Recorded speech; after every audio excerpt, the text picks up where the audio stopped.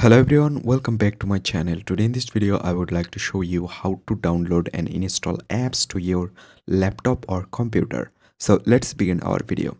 So guys, first of all you just need to connect the internet to your PC, and then on this taskbar here you can see Microsoft Store icon. You just need to simply open it.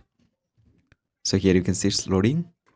So after open it, you can see there have some option on this left side: apps, games, or entertainment, and a lot of things. If you want to download games, just select games, or if you want to apps, just select apps. Then you can find here, you can see WhatsApp, iTunes, Netflix, lot of things on here, some editing apps.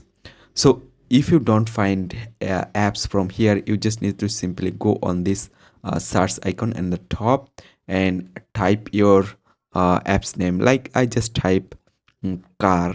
I want to download car games, so I just simply search it. So here you can see a lot of games is showing here. If you want to download any apps or games, just open it. So here you can see it's open. After open it, you can find here get option. Here you can see this is get. If you just click on this get option, then it's automatically download and installed to your laptop.